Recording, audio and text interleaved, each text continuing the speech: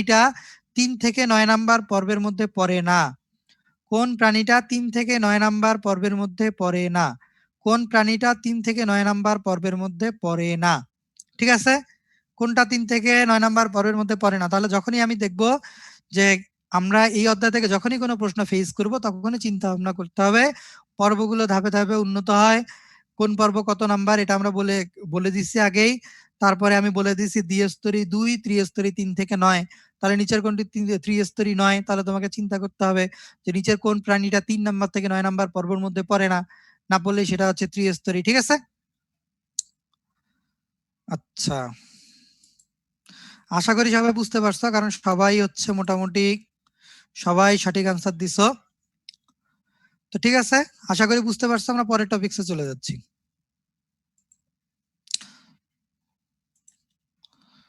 তো এখন দেখো প্রতিসাম্য। এই প্রতিসাম্য হচ্ছে এই অধ্যায়ের মোস্ট ইম্পর্টেন্ট টপিকস।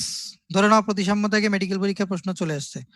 প্রতিসাম্য হচ্ছে মোস্ট ইম্পর্টেন্ট টপিকস। ধরে নাও প্রতিসাম্য থেকে মেডিকেল পরীক্ষায় প্রশ্ন চলে আসছে।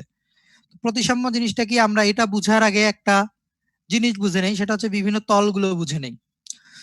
দেখো এই যে মানুষটাকে আমরা যদি হচ্ছে তার কপাল থেকে নাক বরাবর একদম তার 2 পায়ের মাঝ বরাবর একটা রেখা টানি, রেখা টেনে তাকে সমান 2 ভাগে ভাগ করি, সমান 2 ভাগে যদি ভাগ করি, তাহলে যেই তল দ্বারা ভাগ করব সেটাকে বলা হচ্ছে লম্ব অক্ষ। কি বলা হচ্ছে? লম্ব অক্ষ। তাহলে যেই তল দ্বারা আমরা হচ্ছে এই প্রাণীটাকে সমান 2 ভাগে ভাগ করব সেটাকে বলা হচ্ছে লম্ব অক্ষ। ঠিক আছে? এখন কোন প্রাণীকে যদি আমরা উপর নিচে লম্বালম্বি ভাবে ভাগ করি সেটাকে বলা হচ্ছে অনুদৈর্ঘ্য।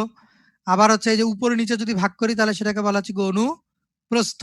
যেমন দেখে যে পেটের মধ্যে কেটে উপরের অংশ আর নিচের অংশ দুইটা অংশ যদি ভাগ করি তাহলে সেটাকে বলা হচ্ছে কি? অনুপ্রস্থ। তাহলে পেটের দিকে যখন ভাগ করব অনুপ্রস্থ, লম্বার দিকে যখন ভাগ করব তখন সেটাকে কি বলা হচ্ছে? অনুদৈর্ঘ্য। লম্বার দিকে যখন ভাগ করব তখন সেটাকে বলা হচ্ছে অনুদৈর্ঘ্য। আর পেটের দিকটাকে বলা হচ্ছে অঙ্কীয়, পেটের দিকটাকে বলা হচ্ছে অঙ্কীয়, পিঠের দিকটাকে বলা হচ্ছে পৃষ্ঠীয়। তাহলে কয়েকটা জিনিস জানলাম। প্রথমত হচ্ছে লম্ব অক্ষ, নাক বরাবর একদম পেট বরাবর দেহের মাঝ বরাবর যদি আমরা কেটে 2 ভাগ করি, যেই তল দ্বারা ভাগ করব সেটাকে বলা হচ্ছে লম্ব অক্ষ। তারপরে লম্বালম্বি কাটলে সেটাকে আমরা কি বলি? অনুলম্ব বা অনুদৈর্ঘ্য। আবার হচ্ছে উপর নিচে যদি কাটি সেটাকে বলা হচ্ছে প্রস্থ বরাবর, সেটাকে বলা হচ্ছে অনুপ্রস্থ। পেটের দিকটাকে বলা হচ্ছে কি? অঙ্কীয়, পিঠের দিকটাকে কি বলা হচ্ছে? পৃষ্ঠীয়। এখন প্রতিসাম্য জিনিসটা কি? প্রতিসাম্য হচ্ছে কোনো প্রাণীকে যদি আমরা তার লম্ব অক্ষ বরাবর, তার যে লম্ব অক্ষ আছে সেই লম্ব অক্ষ বরাবর 2 এর অধিক বা 2 হোক বা হচ্ছে যদি ভাগ করতে পারি সেটাকেই বলা হচ্ছে প্রতিসাম্য। তাহলে কোনো প্রাণীকে আমরা যদি তার লম্ব অক্ষ বরাবর ভাগ করতে পারি সেটা হচ্ছে প্রতিসাম্য। ভাগ করতে পারলে সেটা হচ্ছে প্রতিসাম্য। আর যদি ভাগ করতে না পারি তাহলে সেটা কি? অপ্রতিসাম্য। এখন এই প্রতিসাম্যকে যেগুলো প্রতিসাম্য আছে সেগুলোকে আবার 4টা অংশে ভাগ করা হচ্ছে। প্রথমটাকে বলা হচ্ছে গলীয় প্রতিসাম্য। গলীয় প্রতিসাম্য জিনিসটা কি? গলীয় প্রতিসাম্য হচ্ছে কোনো প্রাণী যদি দেখো গোলকের মতো যদি দেখতে হয়, তাহলে আমরা জানি একটা গোলকের অনেকগুলো ব্যাস থাকে। এই ব্যাস বরাবর তাদেরকে আমরা যত খুশি তত অংশে ভাগ করতে পারি। ব্যাস বরাবর যত খুশি তত অংশে ভাগ করতে পারি, এটাকে বলা হচ্ছে গলীয় প্রতিসাম্য। ব্যাস বরাবর যত খুশি তত অংশে ভাগ করতে পারলেই সেটা হচ্ছে গলীয় প্রতিসাম্য। তোমাদের জন্য যেটা দরকার সেটা হচ্ছে গলীয় প্রতিসাম্যের উদাহরণগুলো। গলীয় প্রতিসাম্যের উদাহরণ হচ্ছে 3টা: ভলভক্স, রেডিওলাইরা এবং হচ্ছে হ্যালিওজোয়া। ভলভক্স, রেডিওলাইরা এবং হ্যালিওজোয়া। এটা তোমরা মনে রাখবা কিভাবে? হ্যালির ভলভো রেডিও। তোমরা এডমন্ড হ্যালির নাম শুনছো। হ্যালি কি করছে? ধূমকেতু আবিষ্কার করছে। হ্যালি কি করছে? ধূমকেতু আবিষ্কার করছে। তো সেই হ্যালি ভলভো কোম্পানির একটা রেডিও ইউজ করতো। আমরা মনে রাখবো হ্যালির ভলভো রেডিও।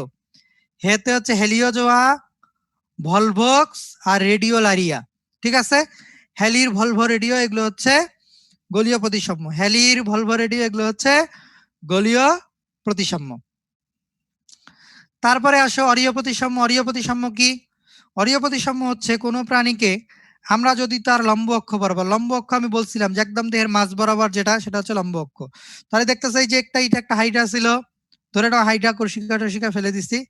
লম্ব অক্ষ বরাবর লম্বালম্বি ভাবে তাকে কি মানে তার কর্ষিকা সহ যদি হিসাব করি তাকে হচ্ছে আমরা যত খুশি তত অংশে ভাগ করতে পারবো। 2 এর অধিক যত খুশি তত অংশে ভাগ করতে পারলে সেটাকে বলা হচ্ছে অরীয় প্রতিসাম্য। 2 এর অধিক যত খুশি তত অংশ যদি আমরা ভাগ করতে পারি সেটা হচ্ছে কি? অরীয় প্রতিসাম্য। অরীয় প্রতিসাম্যের উদাহরণ হচ্ছে হাইড্রা জেলিফিশ, সি অ্যানিমন, মানে 2 নাম্বার পর্বে যতগুলো প্রাণী আছে সেগুলো হচ্ছে অরীয় প্রতিসাম্য। 2 নাম্বার পর্বের প্রাণীগুলো হচ্ছে অরীয় প্রতিসাম্য। দ্বিঅরীয় প্রতিসাম্য জিনিসটা কি? প্রাণীটা একসময় অরীয় প্রতিসাম্য ছিল, কিন্তু হঠাৎ করে তার একটা কান গজায় গেছে, হঠাৎ করে তার একটা শিং গজায় গেছে। যখন সে অরীয় প্রতিসাম্য ছিল তখন যত খুশি তত অংশে ভাগ করতে পারতাম, কিন্তু হঠাৎ করে নাক কান শিং গজায় যাওয়ার কারণে তাকে আর যত খুশি তত অংশে ভাগ করতে পারতেছি না, শুধুমাত্র 4টা অংশে ভাগ করতে পারবো। কয়টা অংশে? 4টা অংশে, শুধুমাত্র 4টা অংশে ভাগ করতে পারবো। এই জন্য এটাকে বলা হচ্ছে দ্বিঅরীয় প্রতিসাম্য। দ্বিঅরীয় বলা হচ্ছে কারণ 2বার কোপ দিলাম, একবার কোপ দিলাম, আরেকবার কোপ দিলাম, কোপ দিয়ে কয়টা অংশে ভাগ করলাম? 4টা অংশে ভাগ করলাম। তো দ্বিঅরীয় প্রতিসাম্যের উদাহরণ হচ্ছে, মনে রাখবা, টিনোফোরা, সিওলোপ্লানা। আমরা মনে রাখবো সিটি দিয়ে, সিওলোপ্লানা এবং হচ্ছে টিনোফোরা, এগুলো হচ্ছে দ্বিঅরীয় প্রতিসাম্য। এখন আছে দ্বিপার্শ্বীয় প্রতিসাম্য। দ্বিপার্শ্বীয় প্রতিসাম্য হচ্ছে, আমরা লম্ব অক্ষ পড়ছিলাম কিছুক্ষণ আগে, দেহের মাঝ বরাবর নাক দিয়ে একদম 2 পায়ের মাঝ বরাবর যেটা অক্ষ সেটা হচ্ছে লম্ব অক্ষ। কোনো প্রাণীকে যদি আমরা এই লম্ব অক্ষ বরাবর 2টা সমান পার্শ্বে ভাগ করতে পারি, যেমন দেখো এই যে এইটা এক পাশ, এইটা এক পাশ, সেটাকে বলা হচ্ছে দ্বিপার্শ্বীয়। দেখো একটা দ্বিঅরীয়, একটা হচ্ছে দ্বিপার্শ্বীয়। অরীয় প্রতিসাম্যটা হচ্ছে একটা সময় অরীয় প্রতিসাম্য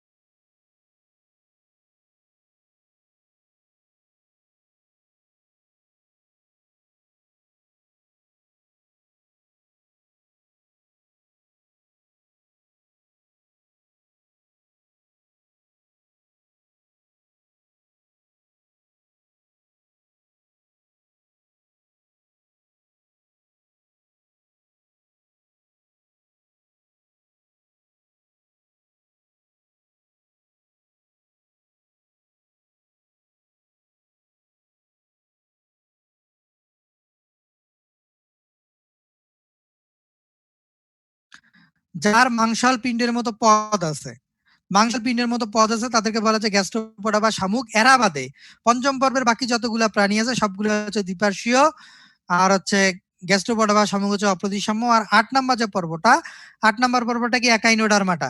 এই একাইনোডার্মাটা পর্বের যে প্রাণীগুলো আছে তারা হচ্ছে ভ্রূণ অবস্থা থাকে দ্বিপার্শ্বীয় প্রতিসাম্য, কিন্তু যখন পূর্ণাঙ্গ হয়ে যায়, পূর্ণাঙ্গ প্রাণী হয়ে যায়, তখন সেগুলো কি হয়? পঞ্চ অরীয় প্রতিসাম্য হয়ে যায়।